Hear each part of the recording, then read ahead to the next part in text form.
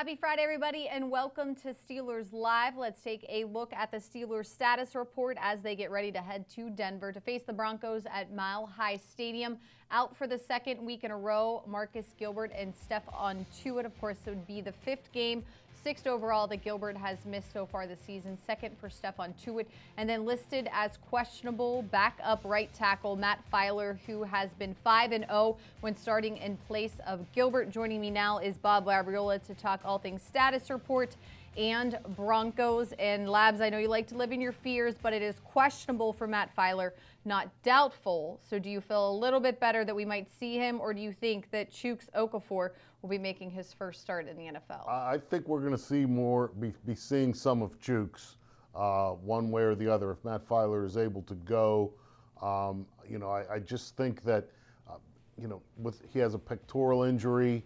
Mike Tomlin said at his news conference that, they try and do what's possible, to minimize these kinds of situations. I'm not a doctor. I don't even play one on this show. But I just think that if they have an indication that, Matt Feiler's, because a pectoral injury, right now, I assume it's not torn, because if it was torn, he wouldn't be able to play. He would probably be on IR. So I think that what they're trying to do is manage it a little bit. And, I don't know that going against Von Miller is a real solid way of managing a pectoral injury. So if I had to guess right now, based on the incline of Matt Feiler's practice participation and the fact, his years in the league and stuff, I would think that we're going to see some Chuks Okafor definitely in Denver. And then the other thing that, being around here as long as I have has kind of taught me is that the Marcus Gilbert situation, he's missed, as you mentioned, Missi, this will be his fifth game in a row that he's missed. Now, I don't know, I'm kind of thinking that Marcus Gilbert is getting better and is closer to returning to practice maybe than he would be, to staying on in whatever situation he's in right now in terms of being unable to practice and unable to play, because if the situation required it back when, he might have had a surgical procedure to clean up if that could have helped, because a lot of times you do the, short-term pain for long-term improvement. And so since that didn't happen, it indicates to me that it's a situation that needed rest. And hey, maybe I'm whistling through the graveyard. I think we might, if the Steelers can get through this game at the right tackle spot, the following weekend against the Los Angeles Chargers, I think maybe we might be able to see Marcus Gilbert. All right, whoever is on that side will most likely be dealing with Von Miller, something the entire Steelers offense is going to have to be dealing with. He is just one of those types of players who can take over a game. And even though he is active and still playing in the league, the past 2 summers he's held the Von Miller Pass Rush Summit. And Steelers outside linebacker Bud Dupree participated this past summer. I had a chance to catch up with him to talk about it. Learn from him and other greats that he had at the event. Von's one of the best pass rushers in the game right now.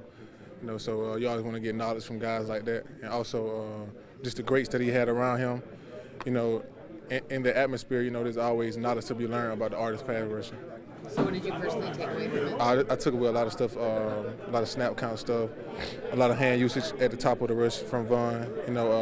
Just stuff we try to emulate in our game. But, like I said, different guys do different moves. So, there's always some of that little small thing you can add from their move to your move and just try to make it good. All right, Labs, this is video from Von Miller's Instagram account. There you see Bud Dupree, but this was a 2-day thing. They did a lot of on-the-field stuff that even took it into the classroom, as Bud was explaining to me. But not only just the Broncos linebackers and pass rushers, but Khalil Mack was there, Vic Beasley, and then they had some old-timers there, Bruce Smith and also Warren Sapp. So one of those things where it's just lovers of football. You can see Von right there teaching Bud some stuff. Yeah, and I can't emphasize enough what a magnanimous individual Von Miller would be. I mean, this is a guy who just recorded the 100th sack of his career. He has 10 for this season. Sharing what he knows with guys who aren't necessarily on his team. I think that speaks a lot to the kind of guy he is, helping others on other teams. I don't think that that's something that you necessarily see all the time. And Mike Tomlin was talking about this at his news conference on Tuesday.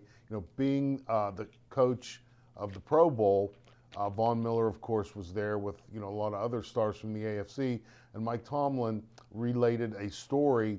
The AFC was behind by a lot at halftime. They kind of worked back into the game, and the NFC had the ball. And Mike Tomlin said Von Miller walked past him on his way out onto the field and said, "Don't worry, Coach, I got this." And by that he meant we'll be off the field shortly, and they were, because he's that kind of a dynamic talent where the call your shot in baseball, you point where you're going to hit the home run. Von Miller can say, "I'm going to sack the quarterback," and he actually can do it. And so this guy is one of the premier edge rushers in football. He sounds like a good guy as well, but on Sunday, starting at 4:25 Eastern time, he's going to be a pain in the butt for the Pittsburgh Steelers offense. All right, Labs, thanks so much for joining me today for the status report and to talk about Von Miller's camp. We're going to take a short break. When we return, your Sirius XM scouting report.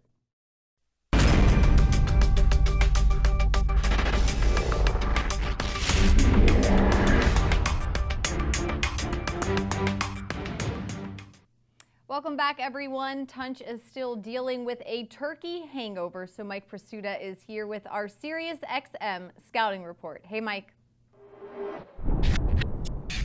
Thanks, Missy. This week's Plays to Ponder are brought to you in conjunction with the Sirius XM scouting report, and there is a lot to think about. When you start thinking about Denver, the list absolutely starts with outside linebacker Von Miller. Let's go to the video and take a look at 3rd and 9 from the Denver 35, late third quarter last Sunday, and Von Miller finds a different way to wreck the game. The Chargers are up 19-7. They're driving for more, and Miller comes up with his second career interception. It's not normally the way he devastates, but this guy is as versatile as he needs to be. And you watch him come off the edge, and then he reads screen. He's not one of those guys that just tears after the quarterback and ignores any other possibility. He reads the wide receiver screen, gets in the way, and takes the ball down into the Chargers' red zone. Keep your eyes on number 58. He is probably gaining on you. Now let's take a look at his sack, the more traditional method, and that's Miller at the top of the screen coming off the left edge of the defense. It looks like it's encroachment. Look at that get off. He can't possibly be onside there, can he? But I went back and looked at this frame by frame.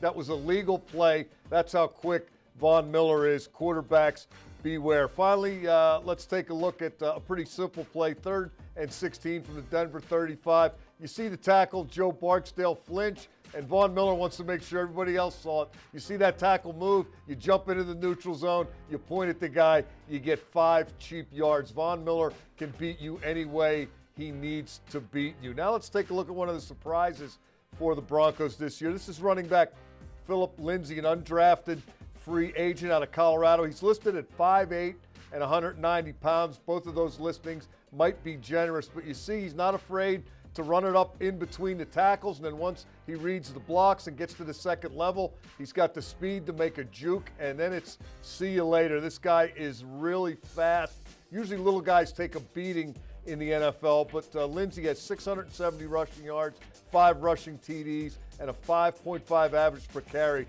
They haven't beaten him down yet. Now let's go to a 1st and goal from the Chargers' 2-yard line. And you see that this time they don't even bother going through the waste of time it would require to hand the ball to Lindsay. It's a wildcat, and there he is up the middle. Nope, I'm going to go over here where there aren't any defenders. He can really read his blocks. This was a wildcat touchdown, his second of the game against the Chargers. You got to salute this kid's ability to find the hole, not just his speed. But I did mention he's a little guy, and that showed up on 4th and 1 from the Chargers 16 in the second quarter. This time Denver gets a little greedy, tries the little guy up the middle on a short yardage play when the defense is stacked to stop it, and Lindsay just can't get there. he does a lot of things well, but power running in short yardage situations might not be the best of those. Special teams, always a concern, and those tricky Broncos, they faked a punt against the Chargers. It was Colby Wadman, the punter, rolling to his left and then throwing it to fullback Andy Janovich. A couple things about this play. That's Derek Watt chasing and not getting there in time to stop the play. And this is also the second consecutive game in which the Chargers got burned on the fake punt. The Raiders had their punter run for one a couple of weeks ago. Keep that in mind when the Steelers take on the Chargers next week. In terms of receiving targets, Denver used to have Demaryius Thomas. Now it's got rookie Cortland Sutton. 3rd and 7 from the Chargers, 46 in the fourth quarter. 20 seconds left in the game. The Broncos need a big play here, and Sutton delivers. He's 6'4", 216 pounds. Not a great route runner, but he knows how to get down the field, knows how to use his size. He's averaging 20 yards a catch, but he's not caught, I should say, more than 3 passes in a game. So what Sutton gives you is the periodic big play. He doesn't give you a lot of them, but you can count on him giving the Broncos 1 or 2. This one could not have come at a better time. That'll do it for this week's edition. I'm Mike Prisuta, and those are the plays to ponder. All right, Mike, thanks so much. And that is going to do it for this edition of Steelers Live. Thanks so much for joining us, everybody. Have a great weekend. We'll see you back here Monday at 4 p.m.